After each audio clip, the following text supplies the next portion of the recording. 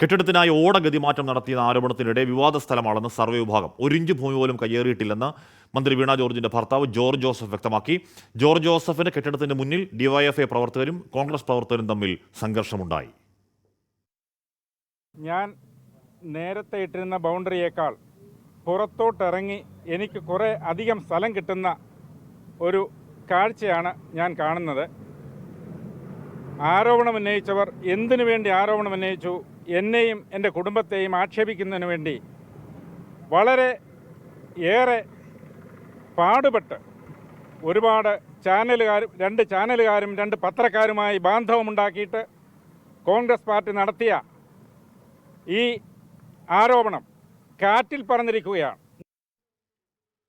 ശ്രീകുമാരൻ വിവരങ്ങൾ വെച്ചിട്ട് ശ്രീത്ത് ആരോഗ്യമന്ത്രിക്ക് വേണ്ടിയല്ല, ആരോഗ്യമന്ത്രിയുടെ ഭർത്താവിന് വേണ്ടി ഡിവൈഎഫ്ഐ എന്തിനാണ് ഇറങ്ങുന്നത് എനിക്കറിയില്ല, അത് ചോദിക്കുന്നുമില്ല. പോട്ടെ, ഈ അളവിൽ എന്താണ് ഒരു കൃത്യത ഇന്നുണ്ടാവുമെന്ന് ഉറപ്പിക്കാവോ?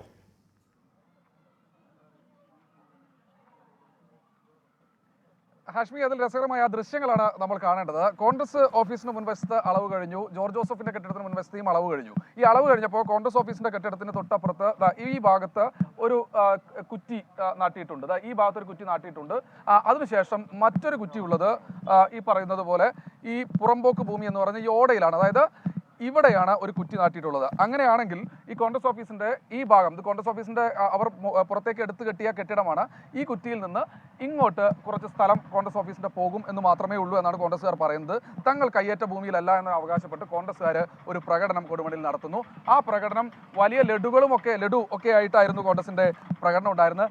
ഇത് തൊട്ടടുത്ത് തന്നെ ജോർജ് ജോസഫ് നിൽക്കുന്നുണ്ടായിരുന്നു. ജോർജ് ജോസഫ് ഡിവൈഎഫ്ഐ പ്രവർത്തകർ, ഡിവൈഎഫ്ഐയുടെ ഇവിടുത്തെ ജില്ലാ സെക്രട്ടേറിയറ്റ് അംഗം സോബിൻ കെ ബാലൻ അടക്കമുള്ള ആളുകൾ ഇവിടെ നിൽക്കുന്ന സമയത്താണ് ആ ലഡു കൊണ്ടുപോയി മണ്ഡലം പ്രസിഡന്റ് അനിൽ ഇവരുടെ കയ്യിലേക്ക് കൊടുക്കാൻ നോക്കിയപ്പോഴാണ് സംഘർഷം ഉണ്ടായത്. ആ പ്രദേശത്ത് മുഴുവൻ ലഡുവാണ്, നിലത്ത് മുഴുവൻ ഡിവൈഎഫ്ഐ പ്രവർത്തകരെ തട്ടിത്തെറിപ്പിച്ചു. അതിനുശേഷം കോൺഗ്രസ്സുകാർ പ്രകടനം നടത്തി ആ മേഖലയിലേക്ക് പോയി. കോൺഗ്രസ്സുകാർ കുറച്ചധികം ആളുകളുണ്ടായിരുന്നു, ഡിവൈഎഫ്ഐക്കാർ 5-6 പേർ മാത്രമേ ഇവിടെ ഉള്ളൂ.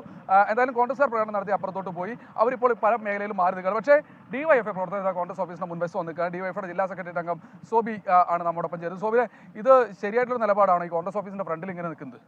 യഥാർത്ഥത്തിലെങ്കിൽ ഇപ്പോൾ അളവ് നടന്നുകൊണ്ടിരിക്കുകയാണ്. അളവ് നടന്നപ്പോൾ അവിടെ അങ്ങേ 1.2 മീറ്റർ വരെ കയ്യേറിയിട്ടുണ്ട്.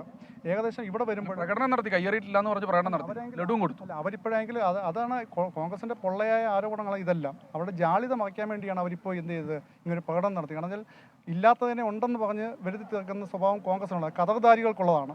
ഇവിടെ നിന്ന് പറയുന്നത് ആവശ്യം വീണ്ടും ആവശ്യം എന്ന് പറയുന്നത് ഈ പോംബോക്ക് ഭൂമി അളന്ന് തിട്ടപ്പെടുത്തി സർക്കാർ തിരിച്ചെടുക്കണം. ഏകദേശം ഇവിടുന്നെങ്കിൽ 6 മീറ്ററോളം പോംബോക്ക് ഭൂമി കയ്യേറിയാണ് ഇവർ ബിൽഡിംഗ് വെച്ചിരിക്കുന്നത്. ഫ്രണ്ടിൽ 1.2 മീറ്ററോളം കയ്യേറിയാണ് ഇവർ ഫ്രണ്ടിൽ വെച്ചിരിക്കുന്നത്. ഫ്രണ്ടിൽ കയ്യേറിയാണ് ഈ ബിൽഡിംഗ് വെച്ചിരിക്കുന്നത്. അപ്പോൾ തന്നെ ഈ ബിൽഡിങ്ങിൽ നിന്ന് 3 മീറ്റർ മാത്രം ബാക്കിൽ 3 മീറ്റർ പുറകോട്ട് വെച്ചാണ് ഈ ബിൽഡിംഗ് പണിയേണ്ടത്. ഗവൺമെൻറ് റൂൾ പ്രകാരം അതുപോലും പാലിക്കാതെ ഇവർ പൊള്ളയായ ആരോപണം. അവിടെ പക്ഷേ 1 മീറ്ററോളം അധികം കിട്ടി എന്നാണ് പറയുന്നത് വീണ ജോർജിന്റെ. അത് തന്നെ, അവിടെ ശ്രീമാൻ ജോർജിയുടെ വസ്തു വളർന്നപ്പോൾ ഇപ്പം നിലവിലുള്ള അതിനേക്കാളും ഒരു സൈഡിൽ 2 അടി അദ്ദേഹത്തിന് കിട്ടി. ഈ മറു സൈഡിലായെങ്കിൽ ഏകദേശം 1 മീറ്ററോളം അദ്ദേഹത്തിന് ഇപ്പോൾ കിട്ടി. എന്തായാലും അവിടെ അതിനെയും വ്യക്തത വരേണ്ടതുണ്ട്. ഒരു ബാക്കി ലഡു എന്തായാലും റോഡിൽ പോയി എന്നുള്ളതാണ് അതിൽ വ്യക്തമാവുന്നത്. അത് മാത്രമേ ഉള്ളൂ. ബാക്കി കാര്യങ്ങൾ വരുന്ന സമയത്ത് വ്യക്തമാവട്ടെ.